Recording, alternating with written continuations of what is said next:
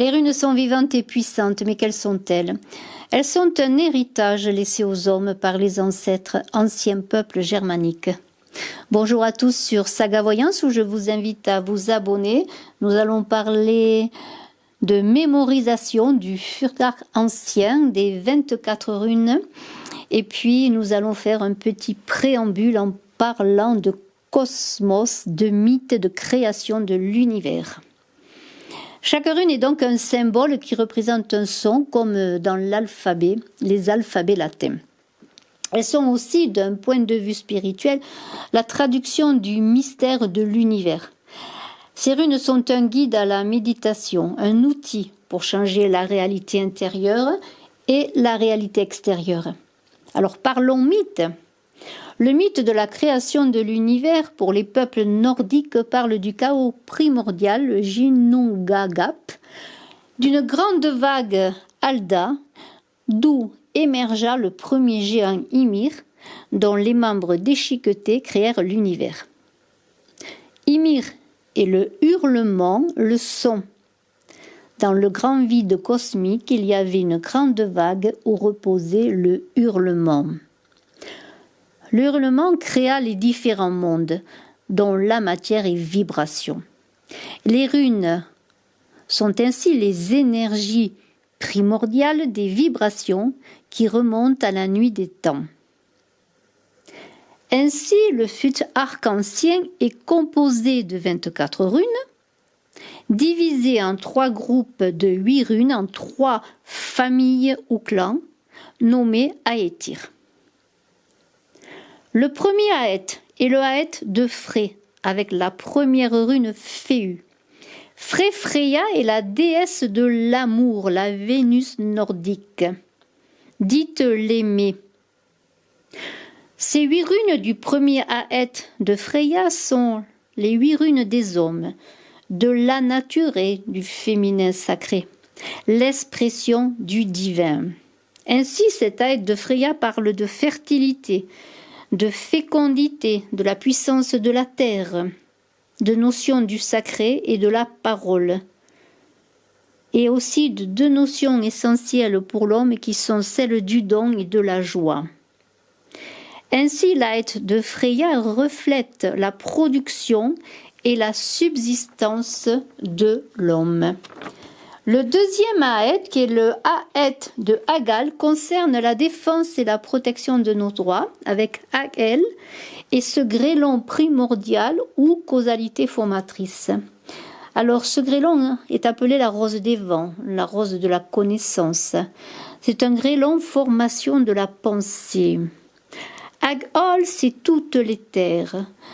Hagol représente le tertre suprême, avec l'axe nord-sud, croisé du don de Dieu, symbolisé dans la rune Gébo, de 2 lignes qui relient les levées et couchers héliaques des solstices d'hiver et d'été.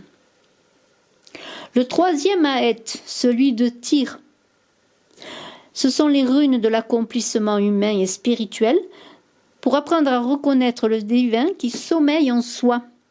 8 runes qui expriment ce qui a trait au sacré, au spirituel, à la foi.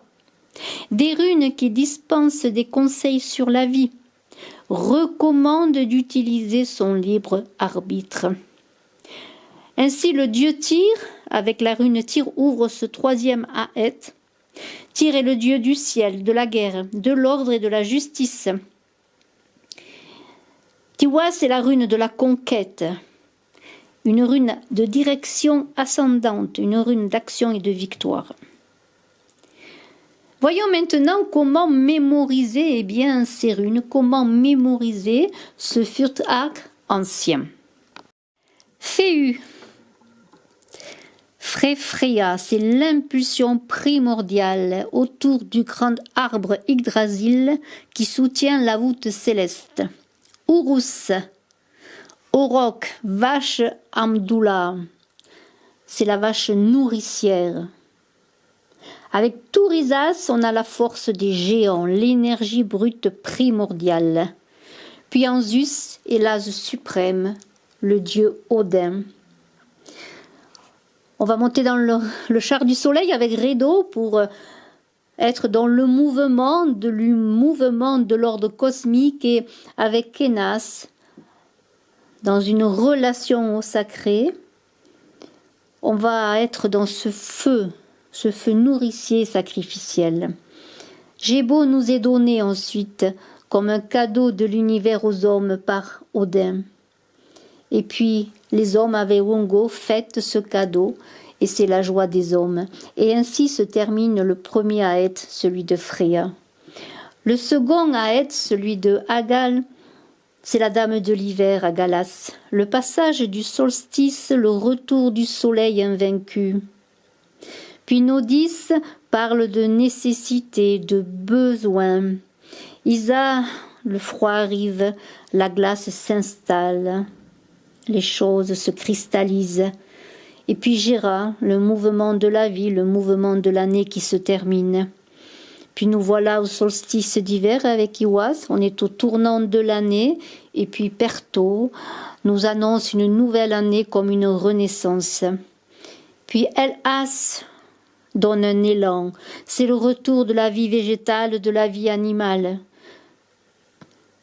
que nourrit ce soleil et réchauffe ce soleil invaincu. Voilà que commence le troisième Aed, celui de Tyr, avec Tiwaz. On est dans le ciel diurne, dans le dieu mâle qui féconde, avec la force de l'ours. Puis Berkana, la déesse mère, nous donne le retour du printemps, la végétation qui s'éveille.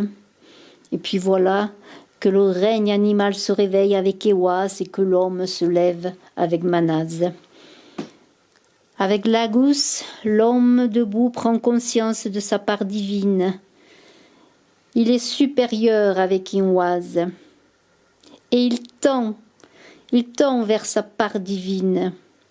Puis Dagas lui donne l'illumination. Il devient un homme éclairé. Et puis Otala lui inscrit dans les gènes cet héritage sacré, cet héritage d'homme divin qu'il retransmettra à sa descendance. J'espère que cette petite vidéo vous aura aidé à apprécier les runes, à entrer dans cette connaissance ancestrale. Et puis nous verrons dans les vidéos qui vont suivre un approfondissement sur chaque rune. Je vous en remercie. À très bientôt sur Saga Voyance.